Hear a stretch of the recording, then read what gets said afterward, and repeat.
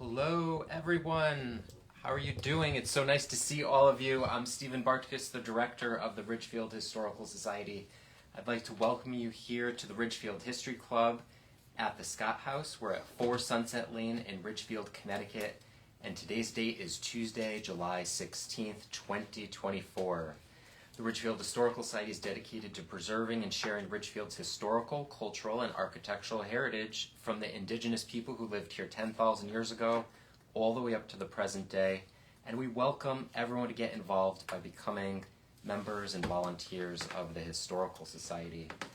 I'd like to remind you of a couple of our upcoming programs. We're going to be at Summerfest on Main Street in Ridgefield on Saturday, July 27th. We'll have our booth set up with lots of interesting Ridgefield history and photographs and artifacts. So I hope that you could stop by and say hi to us. And the last Sunday at Peter Parley Schoolhouse will be Sunday, July 28th. And Sally and Jack Sanders are going to be featuring Abigail Whittlesley, who is one of the famous alumni of that schoolhouse here in Ridgefield. So for today, we are discussing Ridgefield Summertime Memories. It's very appropriate. I hope you've all been staying cool during this latest heat wave. We are fortunate to have Jack Sanders here in attendance, who has written over 10 books on Ridgefield's history. And I hope that you'll be able to share some of your stories of how you spent your time in Ridgefield over the summers. If you had favorite swimming spots or a summer job that stands out in your mind, we'd love to hear about it. And perhaps you went to summer camp, or you went to the firemen's parade, or carnivals, or circuses that came to town, or maybe you remember fireworks celebrations, picnics, or memorable vacations. Thank you all so much for attending, and we haven't done this in a while. I think I'd like to start by going around the room, and everyone could briefly introduce themselves. If you could share your first and last name, we'll get that for the recording. And then we could start the discussion. Would you like to start first? I'm Bob Cox. Thanks, Bob. And I'm Sally Sanders. Jack Sanders. Hadiklia Kundarakis. Aileen Egan. Barbara Cerfilippi. Joyce Leege. Jim Mullen. Lynn Mullen. Sandy Mazziello. Pat Lagos. Paul Fruitt. Pete Nichols. Jenny Fossey. Tom Fossey. Nancy Libby. Betsy Reed. Libby Maxwell. Tyler Ingram. Lexi Rai. Thank you, everyone. Thank you so much. Is there anyone who has a summertime story or memory that they'd like to share? Who would like to start? Okay, I'm going to throw out the Fireman's Ball as something that was just an amazing part of Ridgefield's summers. I can't remember when it ended, but big bands. Who was the most famous? Lionel Hampton. Lionel Hampton came and played on the tennis courts. It seemed as if the whole town came out. Sat at tables, brought food and drink, and just had a wonderful evening. It was something I don't think you could reproduce now. Who remembers it? Where was Oh, it? yeah. I think it was first held in the CVS parking lot before it moved up to the tennis court. Yes. Yeah. And then it went to the skating rink. Yeah. Yeah. No, right on the ball field, I remember. Yeah. Yeah. The ball field. They built, the firemen put up, built it back out so you could get right on the ball field. I remember it there. Yeah.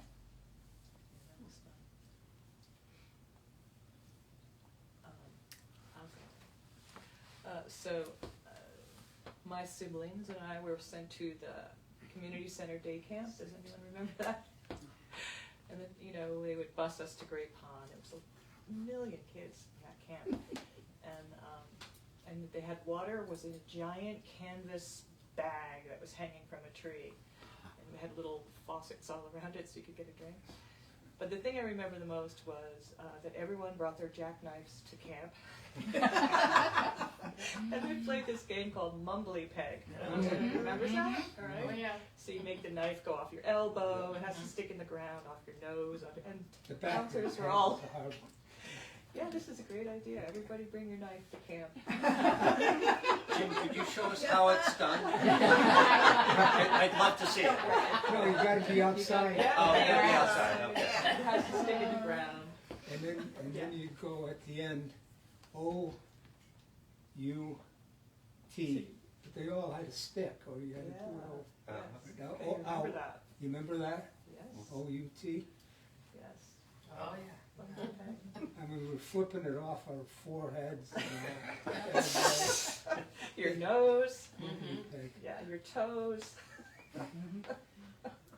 I saw something the other day where using whipped cream, you put whipped cream on your wrist, and then you hit your wrist Oh, and and try to catch it. Oh, I like that.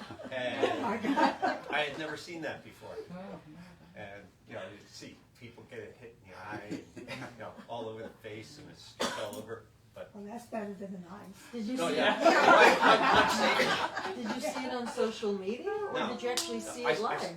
I saw it live, and they said, Pete, why don't you do it? And I'm like, I'm not doing that. Where?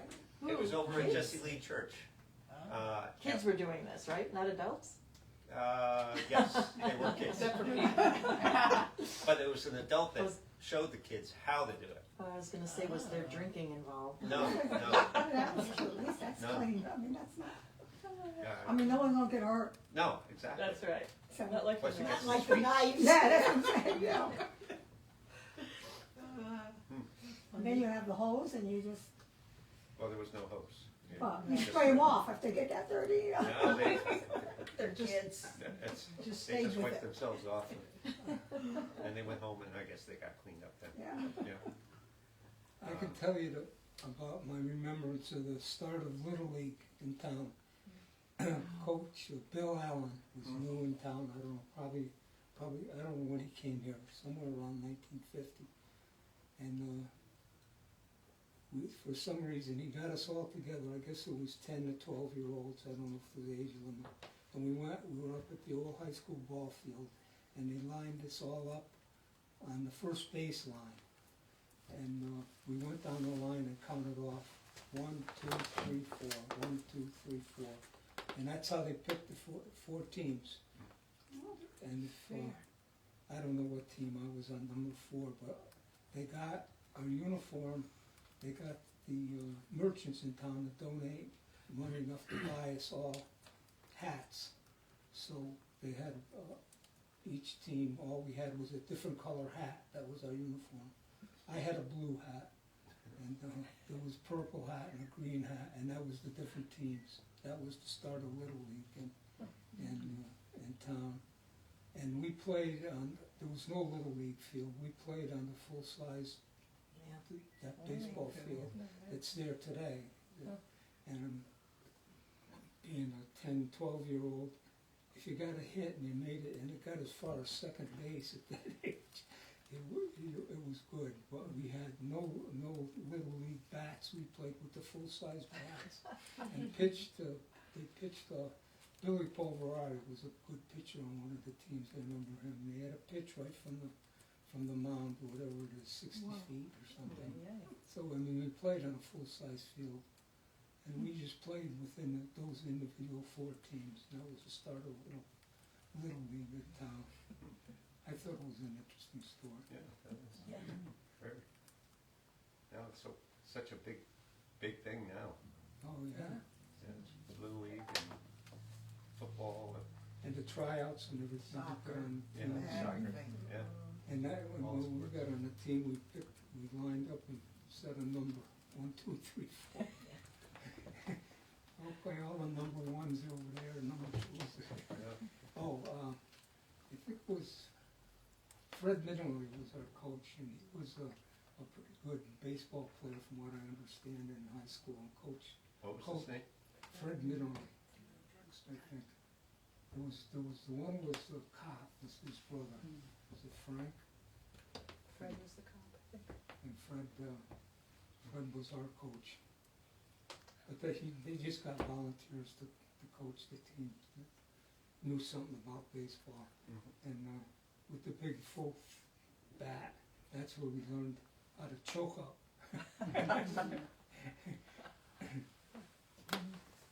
We had a Girl Scout camp in town up on West Mountain Road, and that's where some of us got to go for a week or so in the summertime. And they had an in-ground pool, so we were able to use the pool to swim, which I guess is not there any longer. No, it's Sturgis Park now. And the house is gone, and the pool is gone, but there is a cabin there, and a field is still up there. That cabin is new. Yeah, That's the cabin really- is new. It's really nice, Yeah. top shelf, what they built brand new. They filled in where the pool was, I think, it's a park now. Right. I remember coming up to Camp Katuna from Danbury, where we swam in a mud puddle, and going, wow, Ridgefield has an in-ground pool. I was a little older, and I remember Mrs. Van Allen Shields on the corner of Market and Main Street had a house, and there was a pool there, and the Girl Scouts would go swimming there. And our teacher was Muriel Fridley, who lived on New Street. And then one year, she was having the pool fixed, I think, and we went up to Alton Craig. They had a pool behind Alton Craig that was fresh spring pool, and the water was as cold as cold. Speaking of Girl Scout camps, Don't tell me you went. I never got sent to camp. That used to be a family joke, you know, send this kid to camp. Whenever they acted up in the summer. But Ridgefield used to have a couple of different live-in camps that were for kids from New York City or beyond, and not just poor kids either. Does anybody know where Camp Arden Lake was? Camp Adventure, What? I knew Camp Adventure, Great Pond. Camp Arden Lake was the original, long before Camp Adventure, Okay. and it started in 1933, and it was on the north and west side of Great Pond, and That's the one I. it was owned by a company called Arden something or other. So they decided that Great Pond should be called Arden Lake for their camp. And, but they had quite an operation there. They had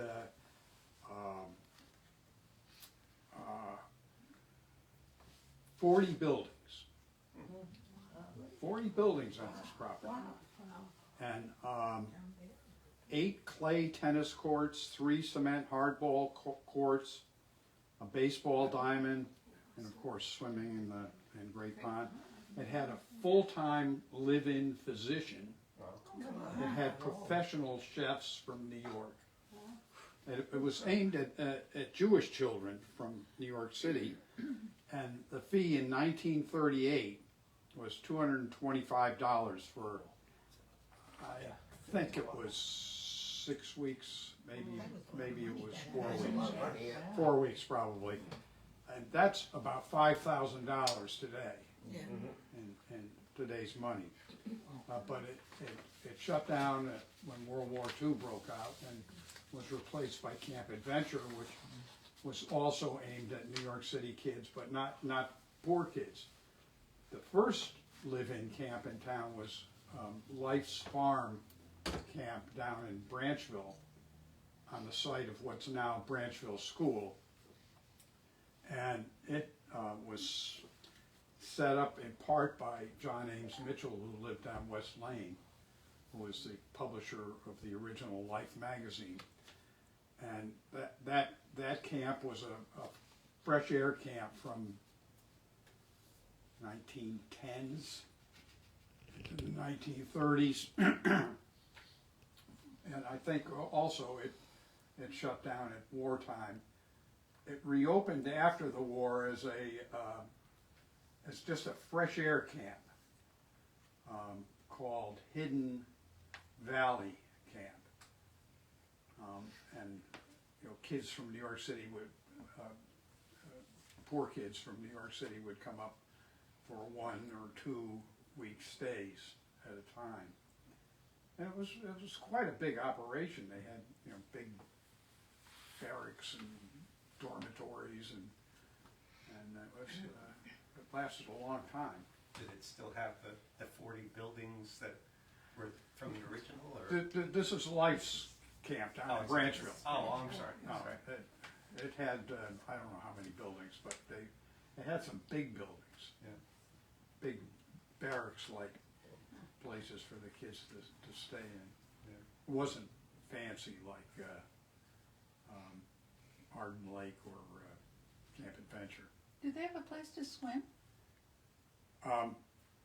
They go over to Gilbert? They went down, there was a pond created on the Norwalk River down at the, how, where the fields are down below at Branchville School. They go right up to the river, right?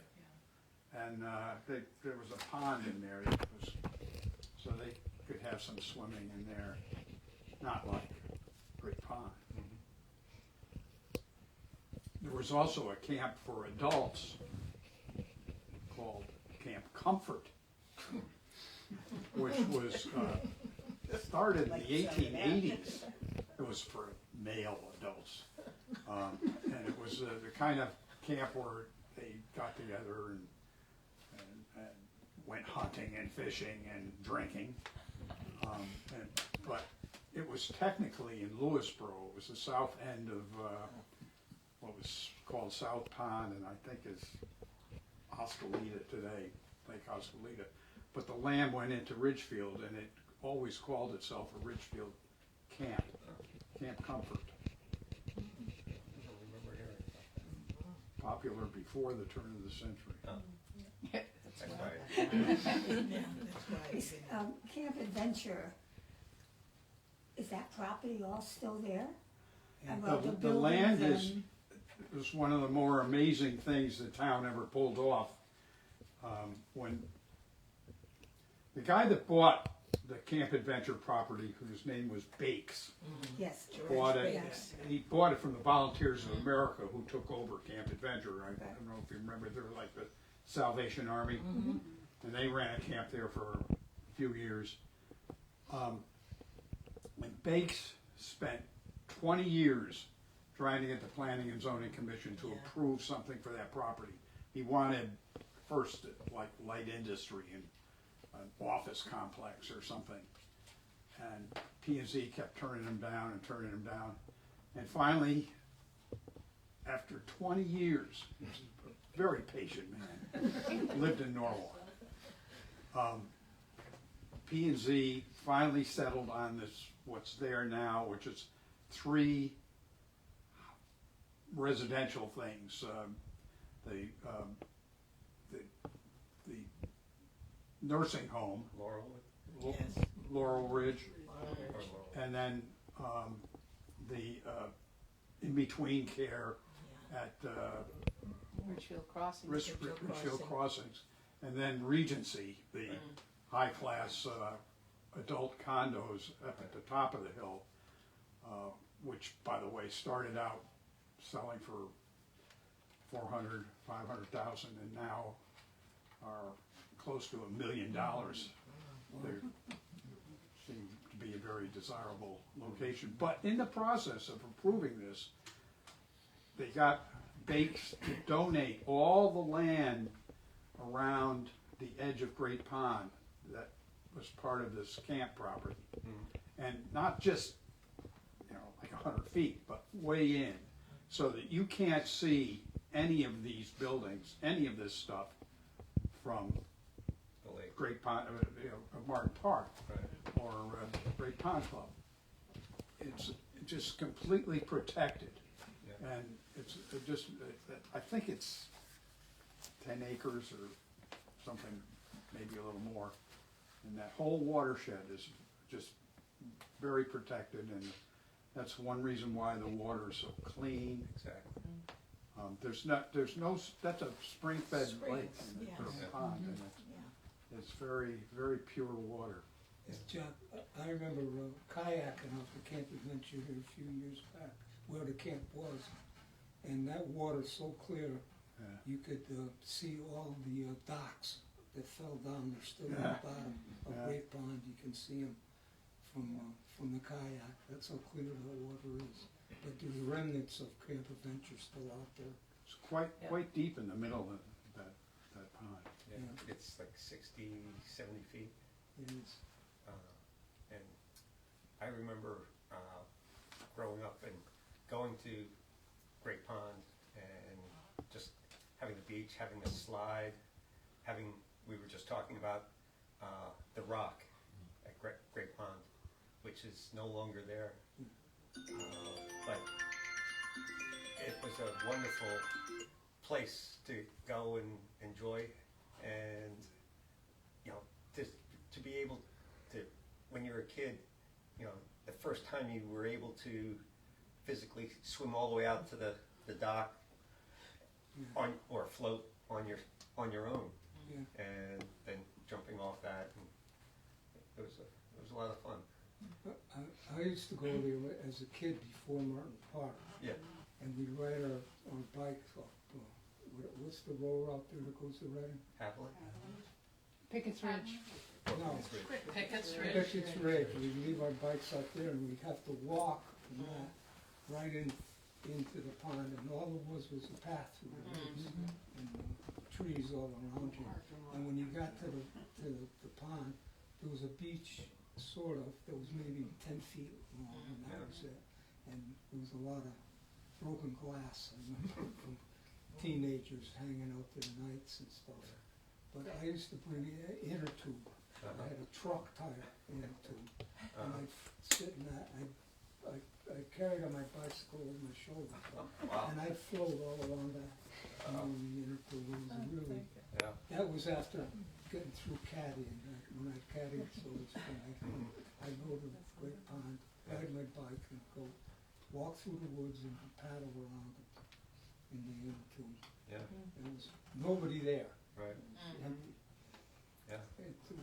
Where all the parking lots are nowadays, that was nothing but place. And you walked through the woods to get to the pond. But the private side, the private community was there then too.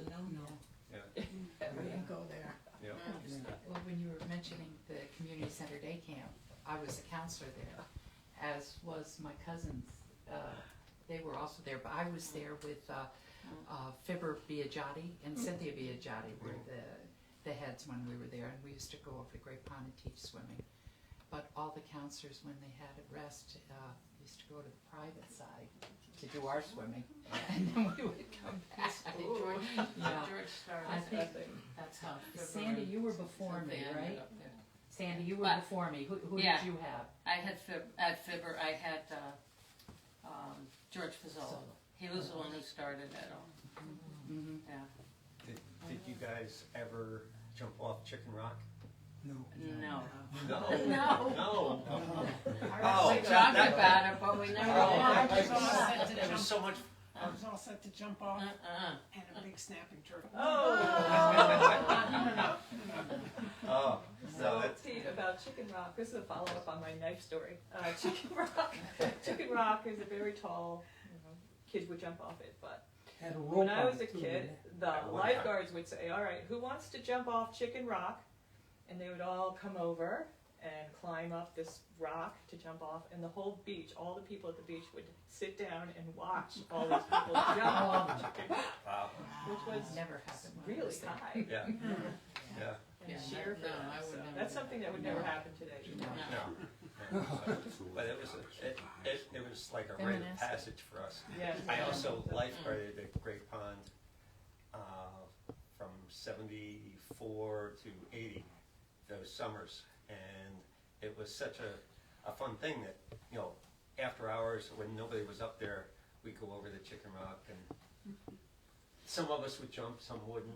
And it was a fun thing.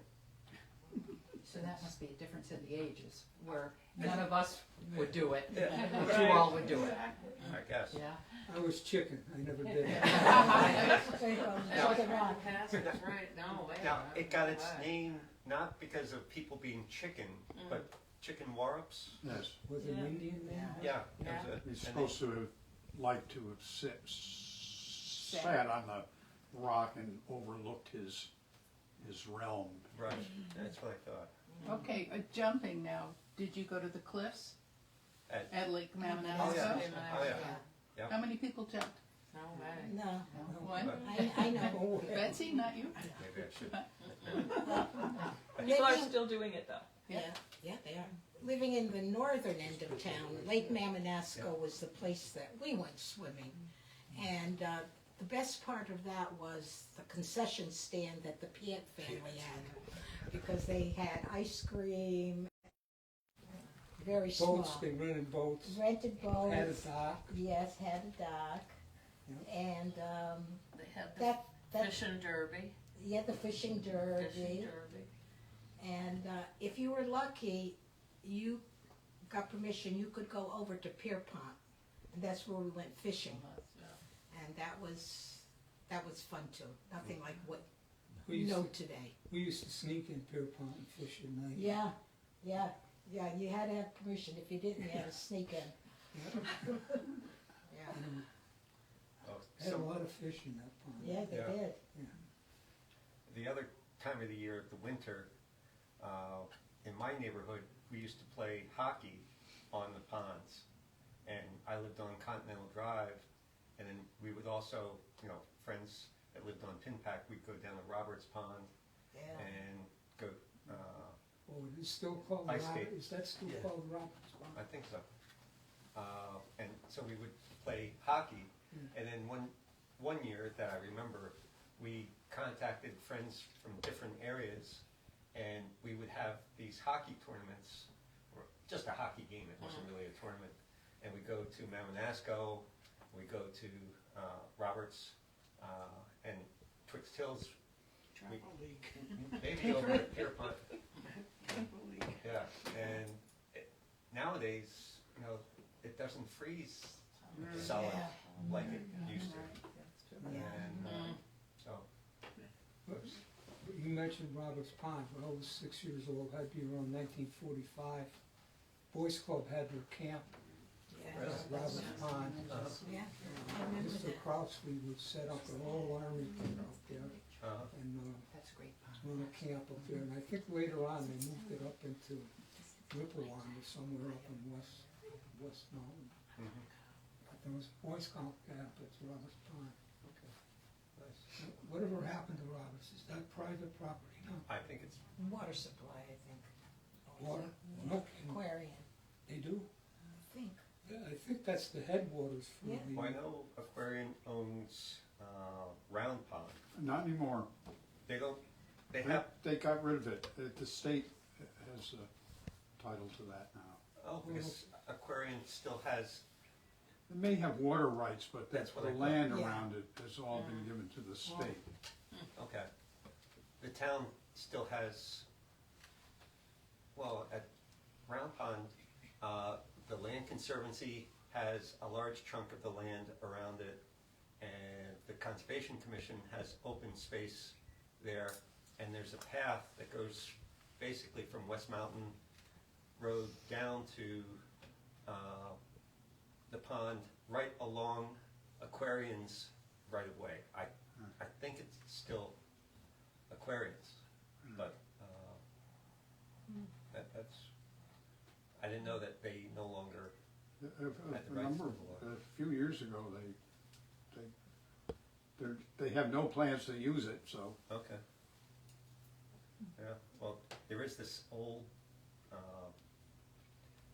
cabin, like, just on the, basically in the water on Roberts Pond, that is town land, and you can actually go down and, it's a stone building with wooden pieces. Roberts or Round? Oh, this is Round, oh, did I say Roberts? Yeah. Oh, I'm sorry, Round, Okay. Round Pond. And Is that the pump house? Well, it might have been, there was something else, I can't remember what it was, that was built up there for one of the estates. Maybe Sachem. yeah. The land that you got up there is from Mrs. Horblett? I think so, a lot of it, and, Yeah. yeah. yeah, and, She was very good to the Historical Society too. yeah, and we also, at the same time, we got the Whitman Preserve, but that was, the town had to purchase that, a year or two ago. And that's the parking that's right at the corner of Old West Mountain, and Correct, across from Ridgefield Academy. that's nice. It's a very nice spot. But there are, the term 8 Lakes Estates denotes that there are quite a few lakes in Ridgefield and ponds, right, Jack? Some in New York State. 5 of those are in New York State. Oh, 5 of them are? It's for 8 lakes, I think Mamanasco, Hidden Lake, Which and Turtle Round Pond. Pond Right. were And the there was only Turtle ones. Pond too, remember Turtle Turtle, Pond? that's Hidden Lake now or something. Total swamp They renamed it. Yeah, Yeah, they Turtle Pond renamed is it. not It's very not good. Yeah, okay, only 3 are left in Connecticut? 3, and then in New York State, there's the rest of them. Okay. Some of them were, they made, and some, I think Turtle Pond may have once been a pond, It was a natural pond. It and was a then- pond when I was a kid, we used to fish it all the time. Yeah, Now it's Yeah. all swamp. It is? Is all it? swamp? Yeah, Just it's about. like Turtle how Pond. about Hidden Lake? That's That's- Turtle Pond. That's Turtle Pond. That's Turtle Pond now. Yeah.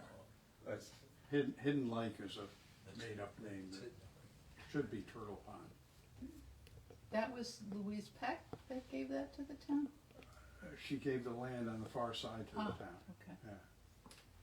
When I was a kid, I used to fish Turtle Pond, and one summer, somehow, us kids got a hold of big, long bamboo poles and made, like Mark Twain's Tom Sawyer, we made fishing poles out of them. And we used to go to Turtle Pond, you just have like maybe 6 feet of string in the pole and a worm. I caught sunfish in that Turtle Pond about that size, they were immense. sounds like you fished in every pond. that Oh, went- yeah. Oh, yeah, we did a lot of fishing. Yeah. He got around as a kid. On that bicycle. He on that On the bike. bike. Yeah, On the he bike. The famous bike. Yeah. And they were all 1-speed bikes. And we had to pump up these hills at 1 speed. Is that right? You still have that bike, Jim? I wish I did. That was a hand-me-down from my brother. Yeah, that's the way it went.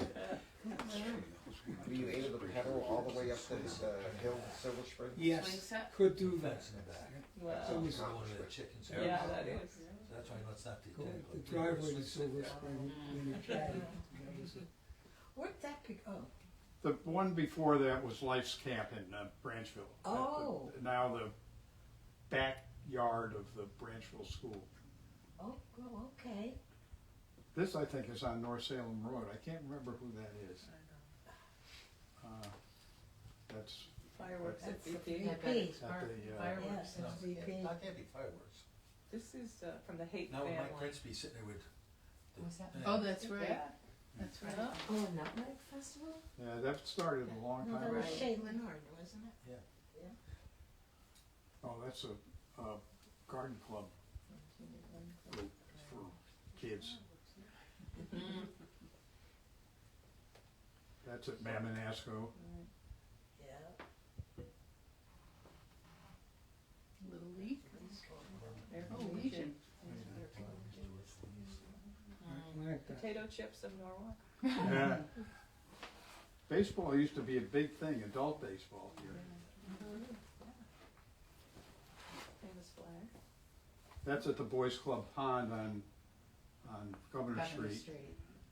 They also had a. That's the weed mulcher grabber at Mamanasco. I took that picture. I know. That's Richie Bean. Dick Venus's son's Jet lag. hot dog stand. Oh, yeah. That's Walter Boyce. Who? Walter Boyce. Walter Boyce? Great. Is it still like that, Great Pond? Yeah, There's the Yeah. private side too, you can see. Who's that? What's that? That's another, the Haight family gave us old vacation photos. Scott Mullen took that picture at Yeah. Great Pond. Silvio and Ferdinand. There's great. That was Mamanasco. Yeah, that was Mamanasco. That's Walnut Where's Grove. that? Yeah, that's Walnut Grove Farm. Fishing derby. Can you rent kayaks maybe at Great Pond? Is there anything to do? I or- think you Yeah. can. I think Yeah, you can. You can't rent them. Yeah. 2 years You ago. can? I know Yeah. I took- I think, Awesome. I think they are, I think they do that now. And Yeah. I don't know. I think any this is information Camp about it. Adventure back there, by the way. This one is the fresh that's- Branchville. That's Life's Camp, yeah. That's just Haiti, I don't know where. Where was that? That's at Great Pond. The Hayes. The Hayes. One of the things I remember as a kid, we would, it was like in the morning after you had breakfast, you go out with your friends and you'd be out all day, or you'd come home for lunch, or you go to a friend's house for lunch or whatever. But growing up on Continental Drive, my friends and I were just walking around, and we had heard about this quartz mica mine near us. And you know about that? Oh, yeah, I've been here a long time. Well, Live right across from it. oh, okay, right across, North Salem Road. Barrack Hills, Yeah. Barrack Hill Road, is a mica mine, a quartz. And it was so neat to go there and find, these shiny rocks and the clear mica and things like that, and bring it home and show your parents. And it was One big change from when I was going through there. well, Was it on Barrack Hill? It's right behind where they built those houses on Worcester Farms. Oh, yeah, up there. The second, third house up on the left is right behind that house. Okay. Remember when I went through, it was all woods, there were no Yeah. houses there then. Yeah, we know that, Yeah, I yeah. went through all the woods. Yeah. But now the owner that was there that moved, were very strict on letting people walk up through there. You had to go all the way up Barrack Hill and come through the town to get into it. It was, That picture that shows up here, that was at Veterans Park with the hot dog guy, Jay Lennard, is probably one of the summer band concerts. Right. Remember that there used to be the military bands would come. yeah. Sometimes for 4th of July, there was some great concerts put on by the Kiwanis Club, right? Yeah. Sponsored by the Kiwanis Club. But also in how many people remember in 65 or 64 when Benny Goodman played? You went to that? That was some concert in Veterans Park. And I think that was free, right? It was, somebody set it up to be a free concert. The fireworks at Veterans Park were amazing too. I guess you couldn't do it now, but you were practically sitting underneath. It was like dodging cinders coming down, and I just remember that. And then the traffic jam afterwards was just amazing. Now we have it every day. Yeah. Yeah. That was my brother who made the newspaper. Man hits car hits man. That was Herrick. I don't know if anybody remembers that. No. Yeah. Going, leaving the fireworks. Hmm? Yeah. I remember sitting up at the old high school on the side by the police station and looking down from there watching them.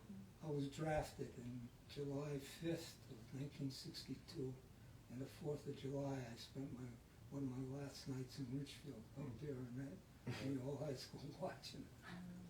Yankee Doodle Dandy, here I come. Can anyone speak on the firemen's parades, like Pat? Because that was a big event for us in the summer.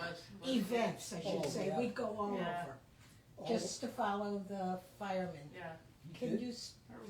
Vista had Yeah, a they concert. were wonderful They parades. did. Yeah. They went to all the different towns and Yeah. marched in their Yeah. parades, and they had a band, the Flamesmen. Yes. Over New York State, Vista, I Yeah. remember going there. South Salem was a big one. South Salem was the Salem. best. August 13th. That's kind of, August 13th, I think they still have. Sandy and I played in the high school band, and the high school band used to go to the carnivals with the firemen, and we used to have these hot woolen uniforms. Yeah. Oh my gosh, remember that? Yes, those black and Oh, orange. black and everything. orange, hot as can Yeah. be, yeah. Now the uniforms are very casual. And the They are. marching is And very cool. casual. Mr. Rowe used to have us practice and, In step. yeah.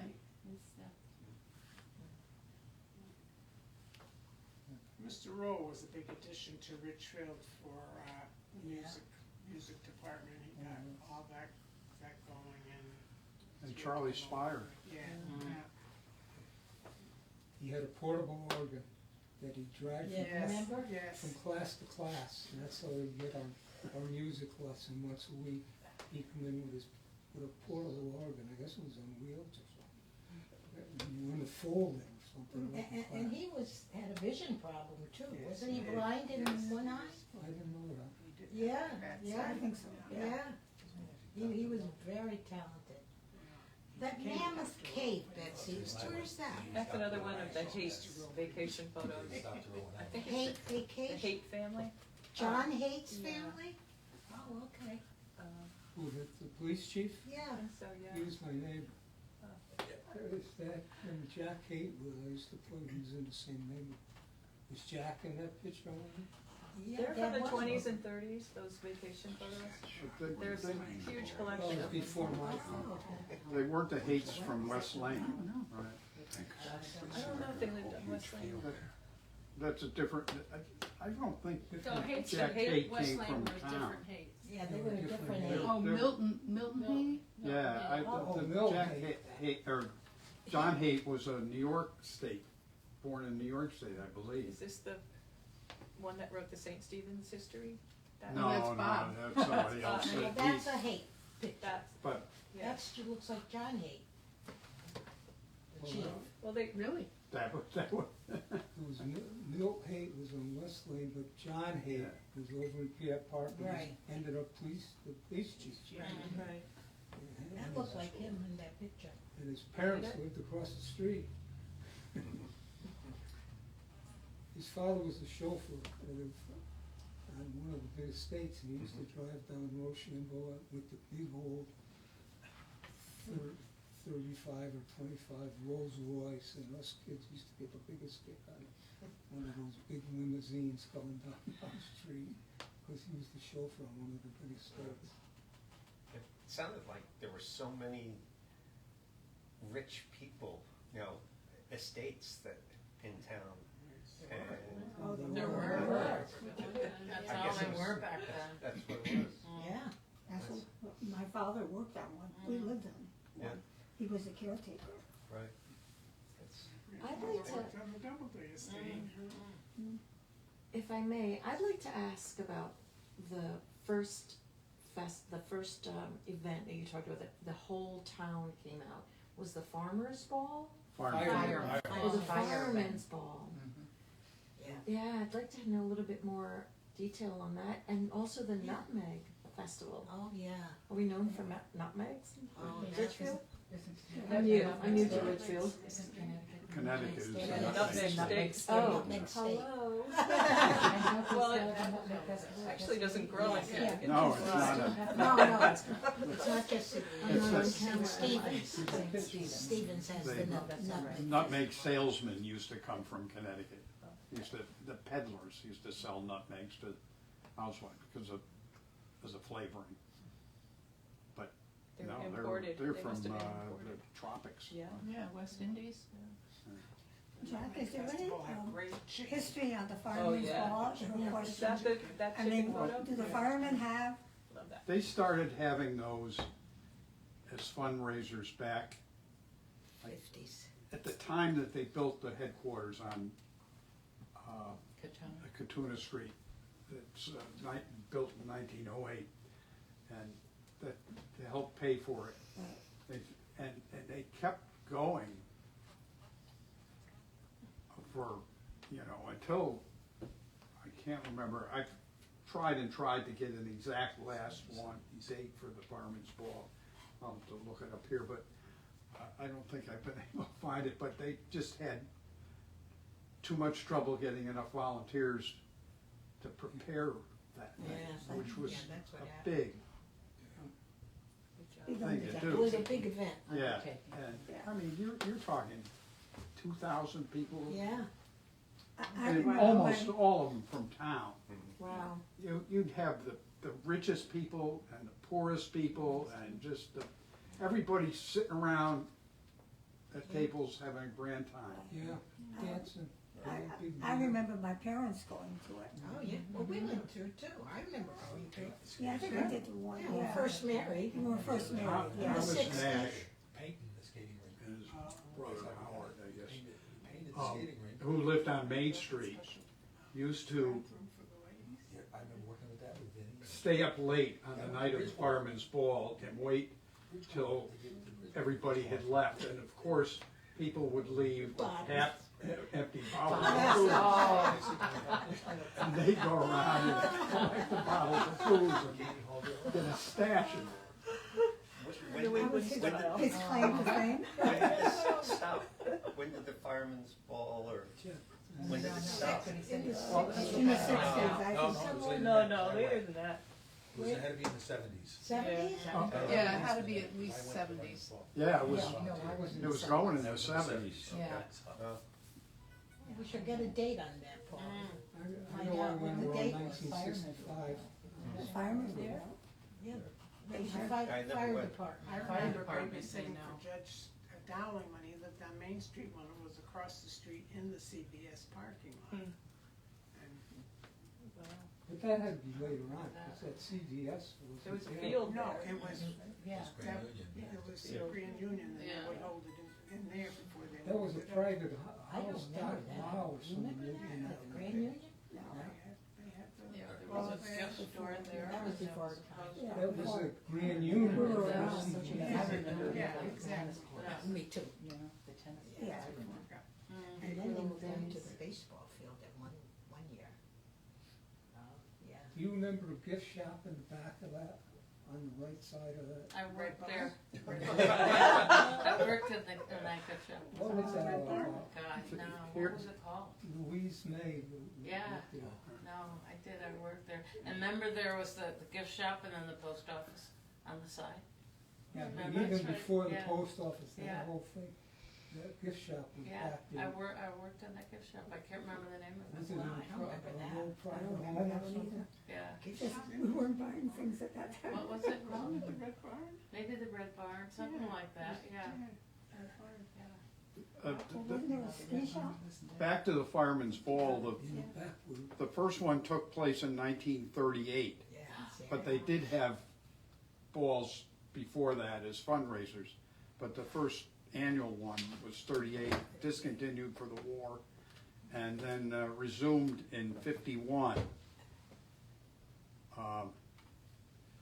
And one reason that they resumed is because they had replaced it with carnivals where there was a lot of gambling kind of things going on.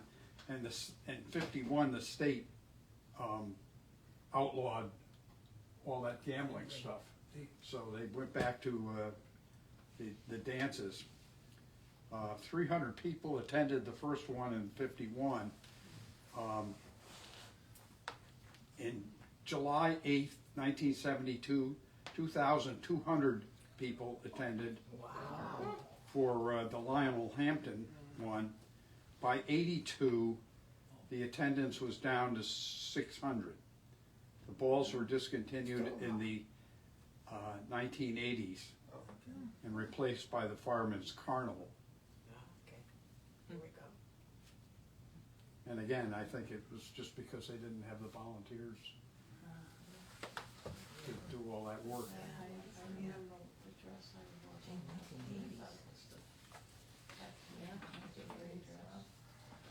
I can remember my mom talking about going to dances at the town hall in Ridgefield. Yes. Way back. People forget that the reason they call it the town hall is because it was a hall. It wasn't a bunch of offices. It was a big hall. And Didn't they have the Sports there too? basketball, basketball. wrestling, and didn't they have the chauffeur's ball there too? chauffeur's Yeah, ball, the chauffeur's ball. all The upstairs. concerts. I remember pictures of that one. Yes. So there's enough chauffeurs to have a chauffeur's ball. Oh, huge. yeah. You have Yeah. a picture in the archive. Yeah. Amazing. Yeah. You have All those pictures rich somewhere. Yeah. estates. Yeah. Well, I but think that they do. The owners the came too. owners came too. You know, the people who hired the chauffeurs. Yeah, It was the employer. it was like a fireman's ball. It was a mixture of. Interesting. And you asked about the Nutmeg Festival Yeah. too. That was huge for quite a few years. It was. It was spread out all over St. Stephen's grounds. The white elephant sale was Yes. was That the was the thing big that thing. really attracted people from many towns around. Right. And there was a huge book sale, and was that their chicken or is that Jesse Lee's? No, that's Jesse. Yeah. The Well- chicken. Chicken was Jesse Lee. What was apple pie? Yes, it was pie. Apple It was pies were pie. big, Pie. yeah. Yeah, Pies apple were the pies. big thing there Yeah. at Nutmeg Festival. Yeah. And so we had first we had Jesse Lee's festival, the Yankee Peddler. Peddler. That was in June, and then St. Stephen's was in August, and then St. Mary's was in September. And when I think my kids were little then, and it was the best place to find used toys. Yeah. All three of them, you always found some treasure for the kids. Yeah. And books. Kids' books were wonderful. But they would draw thousands of people to downtown. Definitely. Yeah, the Nutmeg Festival especially was big. Yeah, yeah. Well, that didn't end that many years ago, did it? What? They were still doing that, you know. The Nutmeg Festival? Yeah. Yeah. it's a Yeah. lot. I think they had over 100 years of Yeah. nutmeg festivals before they But that, gave up. it seems to me that was still going on here a few years ago, from my. Well, I would say about 10 now. It's been longer than that. They, Yeah. again, About 10. they couldn't get enough people to, and that took a lot of work. It's been Yes. 10 years that it's. Yeah, and they Oh, also, yeah. Years. they also sold South Hall, so Yeah. they lost Yeah. a Right. bunch of space. Right. And redid the grounds, which took a lot of time. I remember, I swear that's got to be Mr. Bloomer with that hay truck. I remember seeing him down, when I was down your house. I'd like to know who that is. Yeah, I'd like to know who that is too. Oh, this one. The garden. The garden, Oh, I do have his name. I'll email you. it's not Tulipani, right?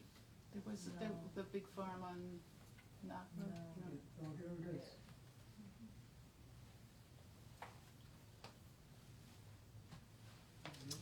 Okay. I think this is a good place to end our conversation for today, since we're ending today's History Club discussion. It was great to hear about your summertime memories in Ridgefield. Our next meeting is going to be Tuesday, August 20th at 10 o'clock here at the Scott House. And we've had this idea on the list. We have Helen Keeler's Class of 1945 scrapbook. So I thought it might be interesting to dive into that scrapbook and see what Ridgefield was like in the 1940s. Scrapbooking was a really popular activity in past decades, and these scrapbooks are like time capsules of Ridgefield history. People would, stick theater tickets and all sorts of photos and other things that they collected in their daily lives. Probably, right?